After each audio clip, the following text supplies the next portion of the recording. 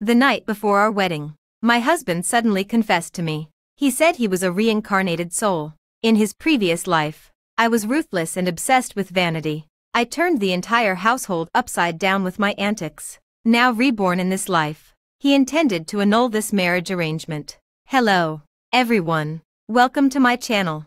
Subscribe us to read wonderful novels every day. Now the story begins. Hearing Zhang Bowling say this, I was momentarily stunned. It took me a long time to regain my composure. After all, we were betrothed since childhood.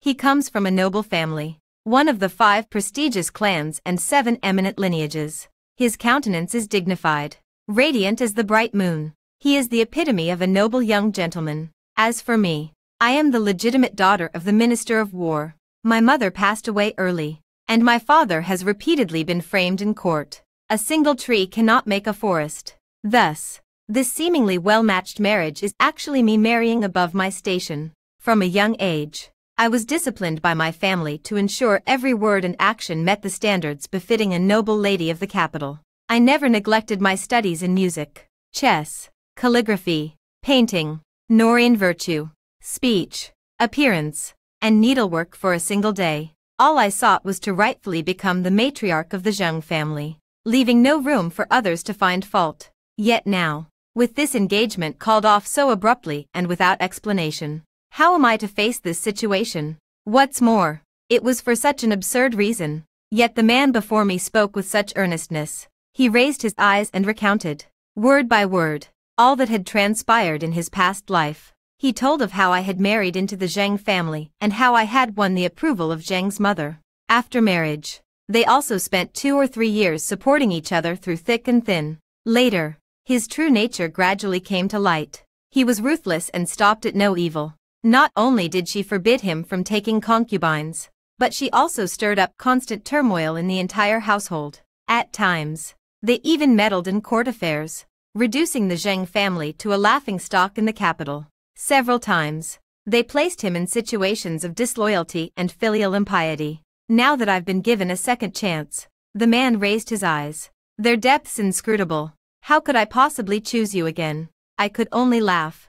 A completely fabricated matter was actually presented by him with such conviction. How utterly shameless. As for the reasons behind this, I see them clearly. It's simply because they think our Chen family is declining in influence and no longer matches the high status of their Zhang family. Fearing public criticism, they concocted this so-called rebirth story. So I didn't hold back and went straight to the point. What rebirth and reincarnation nonsense? Do you take people for 3-year-old children? If you truly feel this arranged marriage is unfair to you, just say it outright. That would at least show you're being straightforward. Rest assured, our Chen family isn't unreasonable. I'm not that desperate for you either. I straightened my sleeves and looked at him coldly. The man's eyes flickered slightly. Just as I turned to leave, he suddenly grabbed my sleeve. You don't believe me. Ridiculous. How can I possibly believe you about such an absurd matter? I couldn't help but retort, lifting my gaze. The moment our eyes met, I saw his gaze darken as he coldly uttered, Chen Ian. I was stunned. This was the childhood name my mother once gave me. Later, when my mother passed away, her death extinguished like a lamp, and this name became taboo. No one ever called it out again. One could say, apart from those closest to me, no one else could possibly know. How could he? Could it be? I stared at him in disbelief, seemingly noticing the shift in my attitude. The man slowed his speech even further. In the 7th year of Yongning, you secretly tasted the osmanthus candy on the ancestral altar and cut your right wrist on a shard of porcelain. I instinctively clenched my right wrist, the scar beneath my sleeve burning faintly. That was a secret from when I was 7 years old, unknown even to my personal maid. The year you turned 9, your father elevated the concubine to wife. You knelt alone before your mother's grave for an entire night. He spoke those words slowly and cruelly, one by one, recounting that past that belonged solely to me. All of this. You told me these things yourself in our past life. For some reason, through these words, I seemed to catch a glimpse of a version of myself that existed in the same time and space yet was entirely different. She was ruthless and obsessed with vanity, clearly out of their league. Yet they failed to cherish it. They personally brought about an irreversible outcome. In the end, the man, reborn into a new life, sentenced her across different timelines to death. And, he raised his hand, pointing at my chest. Your right breast. There's a lotus-shaped birthmark. When the man spoke these words, his voice was like jade soaked in well water, chilling to the bone. I was stunned. Chen Zhaoshui, I've told you, in this lifetime, I will never marry you no matter what. Our fate ends here. Even after returning to the mansion, the man's words still echoed in my ears. Sunlight streamed through the carved prism, falling upon the hem of my skirt. I knelt before the ancestral hall, staring at my mother's memorial tablet, lost in thought for a long time. Her final words surfaced in my mind. By then, Mother was already terminally ill, holding my hand, her sunken eyes holding on to their last glimmer of light. She said, "My health is failing, and your father is no better. This marriage arrangement is my final plan for you. Our Ian must be dignified and virtuous. Once you marry into the Zhang family, I'll have no regrets left in this life." Every word is written in blood. Until her dying breath, she believed that as long as I maintained impeccable virtue, speech, and conduct, and endured until the coming-of-age ceremony, endured until the 3 letters and 6 rites, she could endure her way to securing a brilliant future for me. I always thought the same way. That's why I've lived these years with such caution, planning every step carefully. Not a single day of peace. To secure this marriage, how much gold and silver my father sent to the Zhang household. Everyone is waiting for me to marry into the Zhang family. Husband and wife in a past life. Rebirth. A second chance at life. Despite all my efforts, I was still rejected for such a baseless reason. How am I supposed to explain this? Things indeed unfolded as I had anticipated. The moment the letter of annulment was delivered to our home, my father kicked open the door to my chamber. "You disgrace!" He slammed the table in fury. How could I have raised such a shameless daughter? Before I could utter a word, he raised his hand and struck me across the face. A crisp slap rang out, a searing pain, even though it was the Zhang family who went back on their word regarding the marriage agreement. Why did father have to hit me? I couldn't help but argue. Even now, you still refuse to admit it. His hand trembled as he pointed his index finger between my brows. Do you know what the Zhang family said when they came to break off the engagement today? As he spoke, he gritted his teeth and threw the letter of annulment in his hand toward me. On the white paper, the words, "moral deficiency," were glaringly written in bold characters. He said, "If our Qin family refuses to acknowledge this accusation, he will make sure everyone knows about the birthmark on your chest, even if the Zhang family is at fault. Now to protect your innocence, they can only admit to this charge." Chen Zhaoshui, how could I have given birth to such a shameless daughter? The man's eyes burned with venom, as if he wished for me to atone with my life. I froze in place. The taste of blood spread across his lips. Unbelievable. Zhang Boling. Oh Zhang Boling, you truly despise me to the core. A woman's reputation is a noose around her neck. Yet you insist on using it as leverage to break off the engagement. Turn the memories of past lives into the blades that flay me in this one. Only now do I understand. So the so-called no connection he mentioned was to personally watch me fall into the abyss. Never again could she taint this noble gentleman, pure as the breeze and bright as the moon. Speak up.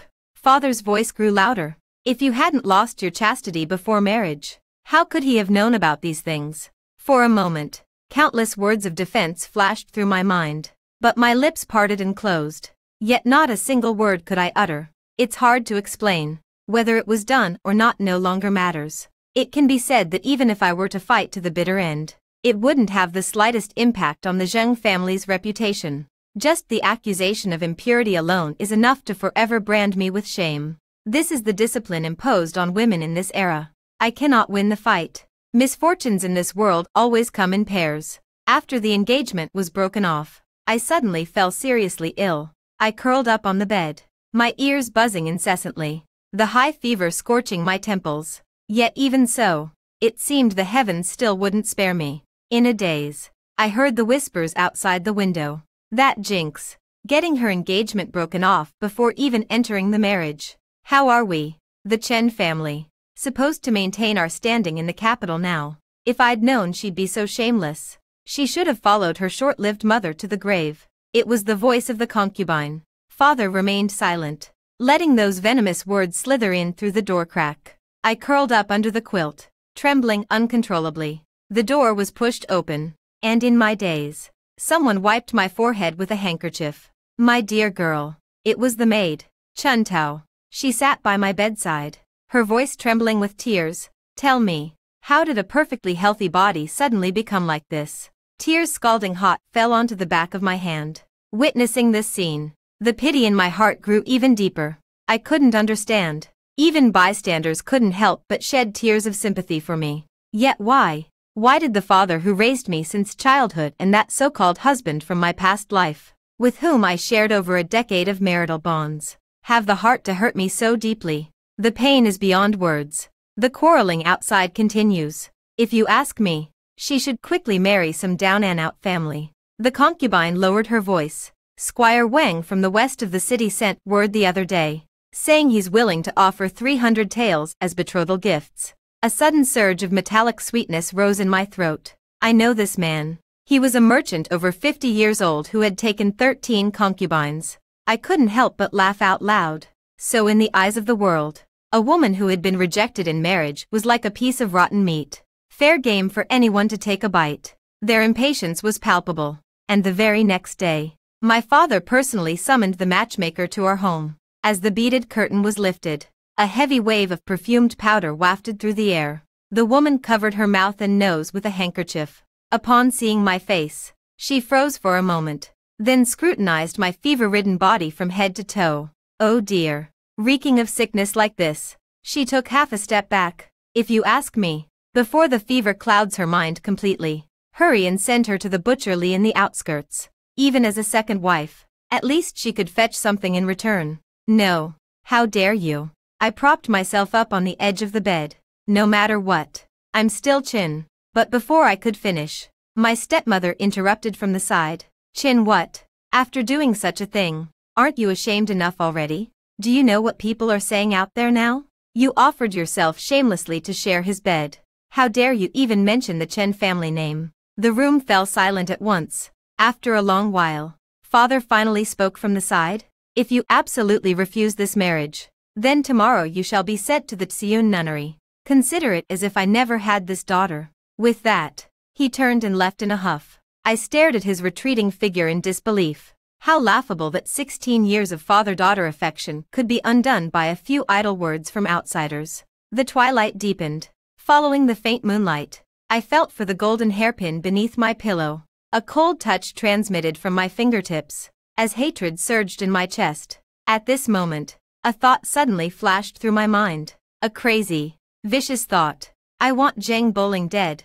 I want the entire Chen family to perish with him. I want those who harmed me to never rise again. Let them fall into the same situation as mine. Through the dim candlelight, my reflection in the bronze mirror gradually merged with that of a venomous woman. Indeed, just as he said, I was born ruthless and vengeful, never forgetting the slightest grievance. Alas, I did not get my wish, because my father arranged a marriage for me. I heard it was the other party who personally came to propose. His surname is Gu, and his name is Ling Yun. He is the deputy general under Uncle Zhang's command. I know of him. The man was originally a general from the enemy country, but on the battlefield, he personally killed his own master. He defected to our country, though he turned from darkness to light. Such treacherous conduct was ultimately despised by scholars. His reputation was quite tarnished. Yet in the eyes of outsiders, we were a perfect match. A disloyal young general who betrayed his master for glory and a young lady of questionable virtue. What could be a more natural pair? But even for someone like him, I didn't want to drag him into my mess for no reason. So when I first met Gu Lingyun, I told him the truth. I told him that the real reason I was rejected wasn't because of any moral failing. It was because my betrothed was a man who had been reborn. In his words, I am ruthless and greedy for vanity. He is unwilling to repeat past mistakes. That's why he abruptly called off this engagement. And I happened to have a birthmark on my chest, which he knew from his past life memories. So he used this to threaten me. Someone like me, you'd better not mess with. Leaning on my recently recovered body, I spoke with a smile. After all, rumors have already spread. He hates me so much that if we were to actually marry, it might bring trouble to you in the future. To put it bluntly, I paused slightly, my gaze falling on the sword at his waist. If what he says is true, A venomous woman like me, with a heart as poisonous as a snake's, would hardly be a good match for anyone. You'd better find someone else. Faced with my frank words, the man merely smiled. He stared at me intently, then shook his head. I don't think so. You can't even take care of yourself right now. Yet you're still thinking about not burdening others. How could someone with such thoughts ever become ruthless? I froze for a moment, then laughed and defended. What if his nature changes in the future? After all, he did reveal many of my private, deeply hidden secrets. He truly must have been reborn. So, who knows? I might undergo a drastic change in temperament someday. You'd better not gamble. I remained standing straight, quietly and slowly awaiting his response, as if being judged. Time passed minute by minute. A soft chuckle reached my ears. Matters of the future can wait until the future. He curled his lips, revealing a row of gleaming white teeth. All I know is that right now, standing before me is the young lady of the Chen family, virtuous in character and appearance, accomplished in music, chess, calligraphy, and painting, a paragon of noble ladies in the capital. These were people I couldn't even reach before. I froze, a sour bitterness rising in my throat. I always thought that after breaking off the engagement, I no longer deserved such a reputation. Yet now, someone is telling me that this is exactly who I am. Even after having her engagement broken off, she remained the epitome of a refined lady, as highly praised by the court's female officials. Chen Zhaoxue was always Chen Zhaoxue, even when covered in dust. Her radiance remained undimmed, defined by no one. If this marriage truly cannot be agreed upon, it is certainly not your fault, but rather that I am unworthy of you. He raised his hand, insistently offering the marriage certificate. The man's fingertips still carried the chill of the northern frontier.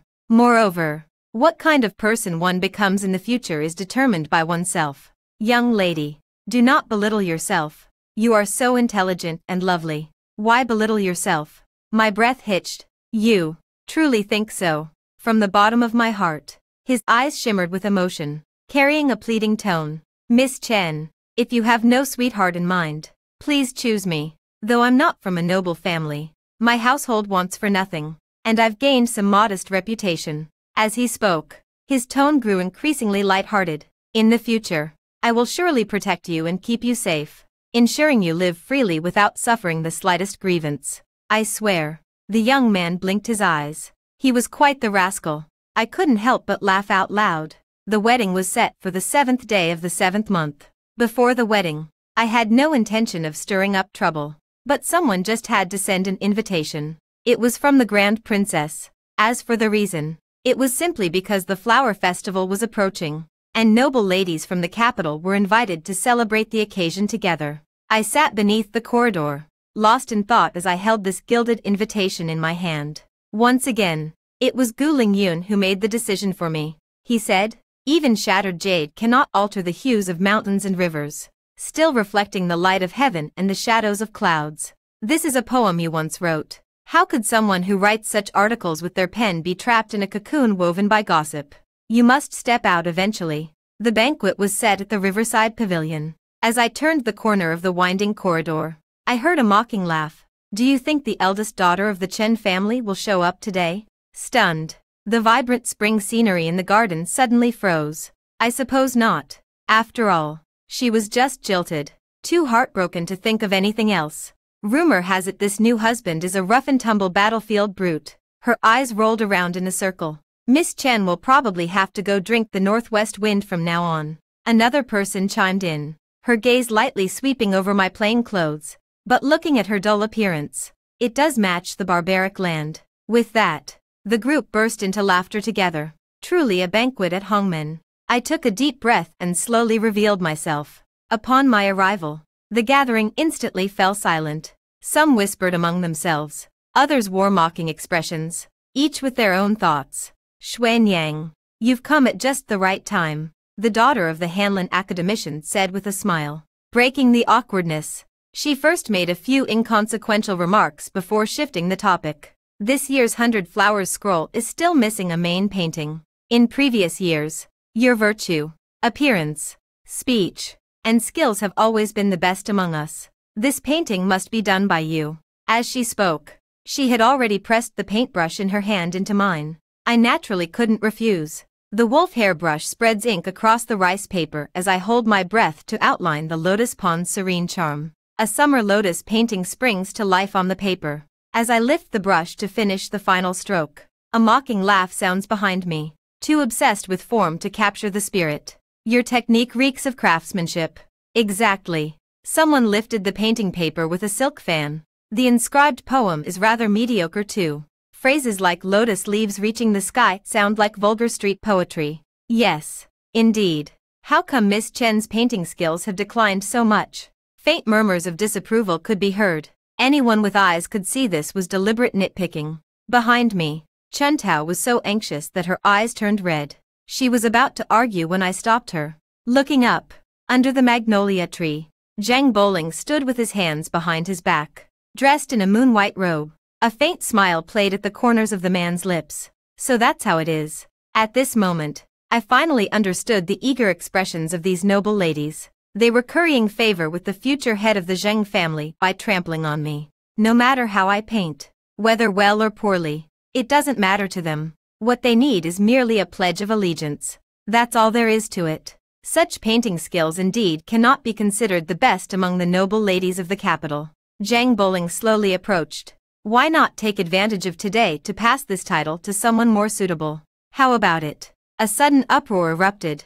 Since young Master Zheng has spoken, we must naturally comply. Indeed, Miss Chen, times have truly changed. Nowadays, everyone speaks through their capabilities. What young Master Zheng says is absolutely right. How can this level of skill dare to claim to be the best? Even the random scribbles of a 3-year-old child in my household are more vivid than this painting. I clenched my sleeves tightly, watching them with a cold gaze. Who says a woman's brilliance lies only in calligraphy and painting? Then, someone shouted loudly. It was Gu Lingyun. Under the astonished gazes of the crowd, he rode his horse through the moon gate, his dark cloak fluttering like the wings of a soaring eagle. Before I could speak, the man raised his hand and threw the carved bow toward me. Catch! I immediately understood his intention. Reaching out to grasp his offered hand, I swiftly swung myself onto the horse. In the moment of closeness, the man lowered his voice. The daughter of the Chen family should seek justice on horseback. I understand. If justice cannot be reclaimed, then let's turn this place upside down. Exactly what I wanted. The bow bends like a full moon. The arrow flies like a shooting star. The first arrow is loosed. With a sharp twang, like tearing silk, the high-hanging plaque inscribed, 100 flowers bloom, falls instantly. The second arrow pierces the green brick at Zhang Bowling's feet, startling him into stumbling backward. The third arrow shot straight for the magnolia treetop, striking a cluster dead center from 100 meters away. The banquet fell completely silent, with no one daring to utter a word of dissent. Watching the scene before me, I suddenly understood the profound meaning behind Gu Lingyun's actions. The world says women should be confined to piles of brocade, yet forgets that the Chen family's ancestors earned their honors on horseback. Music, chess, calligraphy, and painting are but embellishments. An unyielding spirit is the true foundation of one's character. So that's how it is. What do you all think? I drew my bow and scanned the silent crowd. Was that display worthy of your attention? Frightened by such a shock, those noble ladies no longer maintained their previous haughty demeanor. They scattered in panic, some hiding under tables, others concealing themselves in bushes, each in disarray with hairpins askew, utterly humiliated. I run my fingers over the unfaded arrow marks on the carved bow, then look at the most arrogant one among them and speak calmly. Sister, since you're so concerned about others' affairs, perhaps you should tend to your own first. I heard the 7th concubine your father recently took in was originally the top courtesan at Drunken Immortal Pavilion. If you don't intervene soon, I'm afraid it'll be you drinking the northwest wind in the future. Then, with a sidelong glance at the round-faced young lady, I add, you just called me bland. At least it's better than some people whose filthy intentions can't be concealed, no matter how fine their makeup is. Finally, his gaze fell upon Zhang Bowling once more. And you, young Master Zhang, you always claim that in my past life I was vain and venomous-hearted. But your actions, indulging your cousin in publicly humiliating a defenseless girl, silently permitting them to use chastity as a weapon, how much better are you compared to my past self? The man raised his eyes. He glanced at me, then at Gu Lingyun behind me, whose eyes sparkled with vitality. At that moment, I actually caught a flicker of jealousy in his gaze, but I didn't care and continued to look at him coldly. You keep saying you want nothing more to do with me, so I hope you mean what you say. If we're to have no connection, then let it be truly none. Don't say one thing and do another, making yourself a laughingstock. With that, I tightened my grip on the reins and rode away without looking back. It wasn't until we were far away from the riverside pavilion that I finally let out a long sigh of relief, as if shedding a body full of shackles. I then turned to look at the young general behind me. How did you know I was skilled at horseback archery? The first time I saw you, I noticed the calluses on your hands and guessed. After all, having fought on the battlefield for so long, how could I possibly hide it from him? I lowered my gaze to the carved bow in my hand. It was something my grandfather personally taught me when I was 10. It's just a pity it didn't align with the proper demeanor expected of a lady, so I never mentioned it in front of others. He flashed his usual smile. Did you know? The way you drew your bow just now was 1,000 times more beautiful than when they adorned themselves with flowers. So from now on, don't confine yourself to the inner chambers anymore, my lady. Smooth talker. I turned back to look at him, seeing his spirited and triumphant demeanor. I recalled the moment when he reached out his hand just now. My heart suddenly skipped a beat. I couldn't help but say, thank you. Thank you for appearing suddenly when I was in dire straits. Thank him for telling me not to underestimate myself. And thank him for saving me from dire straits today. Gu Lingyun was taken aback when he suddenly called me. Chen Zhaoshui, he said. Come a little closer. I thought he was going to say something, so I leaned in closer, only to see the man stand up, his warm breath coming from above. The next second, he gently planted a kiss on the corner of my lips, light as a dragonfly skimming the water. You're welcome. Just give me yourself. The man relaxed his brows, a triumphant smile playing on his lips. This was the first time I had ever been so close to someone. I froze, unable to snap out of it for a long while. By the time I finally realized what had happened, there was no one left in front of me. Bastard. The incident of riding a horse during the banquet quickly spread. I thought I would be punished. But unexpectedly, the Grand Princess not only didn't blame me, but also praised me for being a woman who doesn't let men surpass her. She had dreamed of galloping across the battlefield since childhood. But unfortunately, being born into the royal family, she was confined to the palace for most of her life, never able to fulfill her wish. So naturally, she adored my way of doing things. It's a pity I wasn't at the banquet then, allowing others to humiliate you. That was my fault. The woman held my hand, chatting happily with me. We only had a few topics between us, and as we talked, the conversation suddenly turned to Zhang Bowling. I know a thing or two about the real reason he broke off the engagement with you, the princess said. That's really a bit too much.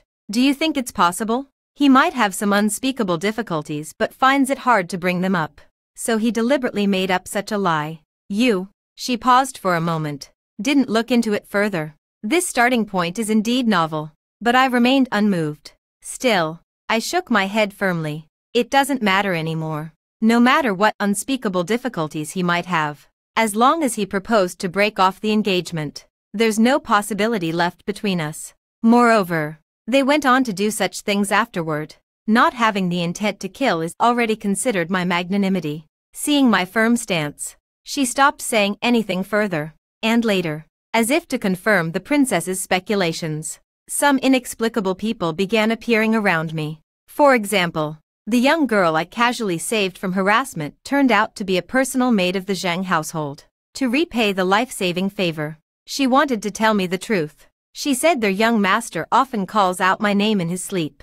Zhang Bowling holds me in his heart. As for the annulment of the engagement, it was beyond my control. As for the reason behind it, actually, it's because, I don't know. I don't want to know. I didn't listen any further. Another example is the monk I met while praying at the temple, who possessed profound knowledge of both ancient and modern times. He held my hand, tears welling up in his eyes. He said that in a past life, Zhang Bowling and I had shared a lifetime of love, but I unfortunately lost my life trying to save him. So in this reincarnated life, he was determined to prevent this tragedy from happening. We must never get married, even if it meant watching the one he loved marry someone else. he would accept it willingly. And my response to this was, I quietly moved up the wedding date with Gu Lingyun. There were less than 2 months left until the wedding day. To sever ties with my family, I moved to my maternal grandfather's small courtyard. 3 times in, 3 times out. Though small, it is fully equipped with everything needed. You can grow flowers. You can read books. In leisure time, you can also lie on the rocking chair under the corridor and close your eyes to rest. Whenever Gu Lingyun had a spare moment, he would come galloping in on his tall steed, sometimes bringing exotic trinkets from beyond the frontier, other times the latest pastries from the capital. He would go out of his way to cheer me up. The last thing he brought me was a kite he had made with his own hands. At our parting, he told me the emperor had issued an edict, ordering him and General Jiang to lead 100,000 troops to campaign against the southern barbarians. This time, it might be a long while before I can return. So, I was thinking. The man lowered his gaze to look at me, his eyes filled with an inscrutable light. Maybe we should call off this engagement first, in case Before he could finish his sentence, I slapped him across the face. One more chance. I mean, he indeed changed his tone, reverting to his previous carefree and unrestrained demeanor. I will surely return victorious from this campaign. I'll definitely win you the title of a general's wife.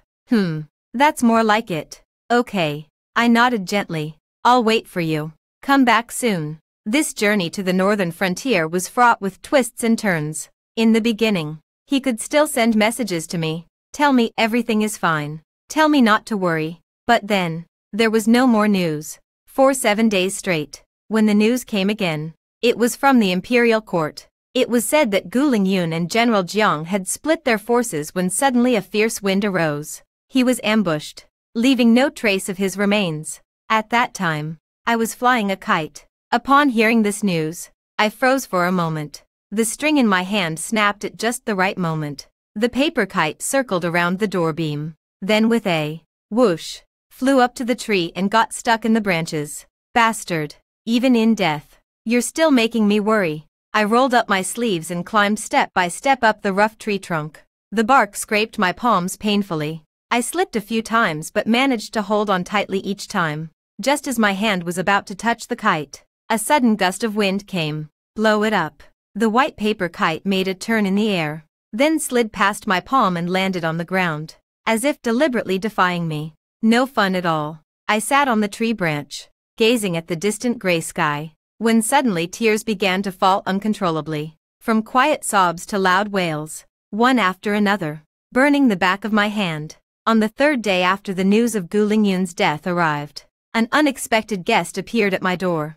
Zhang Boling. When I saw him again, the man had lost all his former arrogance. Holding an oil paper umbrella, he stood at the doorstep, thinner than before. He came for no other reason than to renew this marriage arrangement with me. Look, this is Zhang Boling, a person who is forever aloof and superior, whether it's breaking off an engagement or proposing one. He speaks of such matters with such ease. He always remains within his own perspective, and the wounds and pains he inflicts upon others are not even deemed worthy of mention. I certainly paid him no heed. Just as I turned to leave, the man grabbed my wrist with a death grip.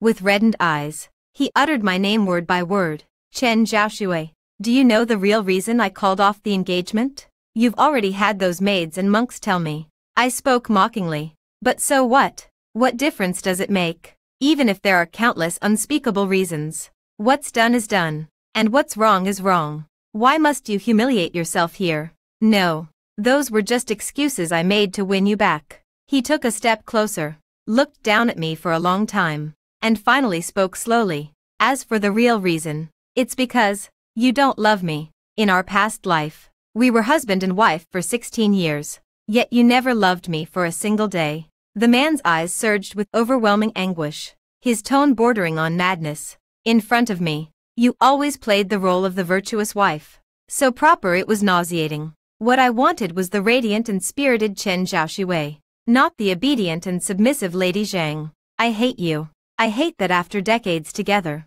you've never truly loved me. That's why I made up that lie. I didn't want to continue this marriage. Besides, I wanted to see how Chen Zhaoshui, always so bound by rules and propriety, would react upon learning her future would be completely different. But now I've made up my mind. he said, taking a deep breath. Even if you don't love me, I still want to marry you. I can't let you go. Zhao Shui. That day, when I saw you so radiant on horseback, I realized you had long been engraved in my heart. After all, we've already been husband and wife for a lifetime. Hearing him say these words, the smile in my heart grew even deeper. I had thought that he was simply born proud, blind to the pain of others. But now, I have come to realize, he is despicable, a thorough and utter scoundrel. All these years, to be worthy of the Zheng family, I began learning music, chess, calligraphy, and painting at the age of 7. My fingers even bled in the winter, just to avoid the harsh scolding of the teaching matrons, forcing myself to become a living puppet on strings. I once thought that by carving away my flesh and blood to fit into the mold of the Zheng family's teachings, I could earn a place for my memorial tablet in their centuries-old ancestral hall. Yet I never imagined this would become the very reason he grew to despise me. How could this not break my heart? Zheng Boling. For the first time, I uttered his name in full. You deserve this. You deserve that I don't love you. You deserve to watch me marry someone else with your own eyes. You were unworthy not only of my love in my past life, but also of my marriage vow in this one. In my past life, you found me dull and tried to push me into the abyss. Now that you see my heart belongs to another, you can't wait to win me back. How could such a good thing exist in this world? I enunciated each word clearly, revealing the truth. Zheng Boling. Someone like you deserves nothing.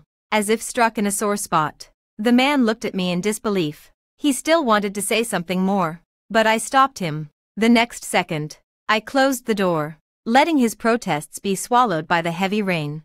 Gu Lingyun returned on a winter day. At that time, I was wrapped in a fox fur cloak, warming myself by the fire under the corridor, when someone suddenly shouted, "Miss, look, the Southern Expedition Army is back." The teacup in my hand shattered with a clink. How could this be? He isn't. Could it be? One thought after another pounded against my mind. Without a moment's hesitation, I lifted my skirt and ran out of the courtyard gate, catching sight of the black-armored general dismounting his horse in the distance. The snow crunched beneath his battle boots. The man slowly approached, tilting his head. He called out with a smile, "Zhao Shui," a face identical to the one in my memory. Like a dream. Gu. I opened my mouth, my throat clogged with water-soaked cotton. For a moment, I couldn't speak. He removed his crimson cloak and wrapped it around me, his movements uncharacteristically gentle, not even wearing a cloak in the snow. "What if you fall ill before the wedding?" Before the words had fully left his mouth, the urgent sound of hoofbeats suddenly came from the gate. The golden armor of the Imperial Guards gleamed coldly in the winter light. At the forefront, a eunuch held high a bright yellow scroll, clearing his throat before slowly unfurling the parchment. "An imperial decree has arrived." He took my hand, and we knelt together.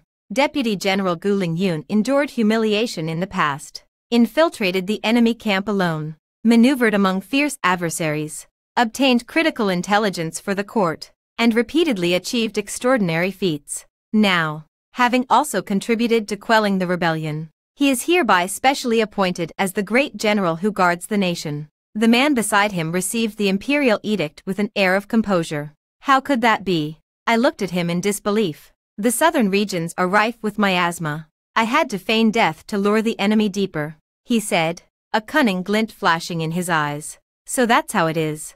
That so-called endurance of humiliation." I suddenly realized. Could it be? No choice. Once you become a spy, you're bound to endure humiliation for a few years, still with that same carefree demeanor. A single tree cannot make a forest. Never mind. Anyway, the truth is out now. He lowered his gaze, then looked at me again. "This time, I didn't break my promise. Indeed, I've fought to make you a general's wife." Snowflakes fell from the sky, swirling and dancing in the air. "Doesn't count." "Why?" "Because you came back after the wedding date." I shouted at him. "You're the general, but I'm not your wife." All right. He quickly put on an expression of remorse. "Then let's get married tomorrow." "Okay." "Not good." "And why not? It's our wedding day. Why should you get to decide?" I still refused to back down. "Then you pick the date." He tilted his head to look at me, his eyes and the corners of his lips glowing with amusement. "Whatever Miss Chen says goes." "All right. Tomorrow."